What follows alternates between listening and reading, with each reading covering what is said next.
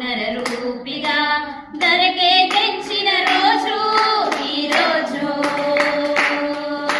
ఇదే క్రిస్మస్ పండగ రోజు, నేడే యేసు పుట్టిన రోజు. క్రీస్తు ప్రభు నరరూపిగా ధరకే తెచ్చిన రోజు ఈ రోజు.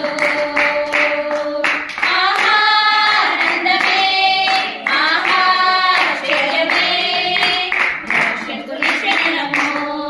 భయమేలనే భువియందున జయరాజు జన్మించెను.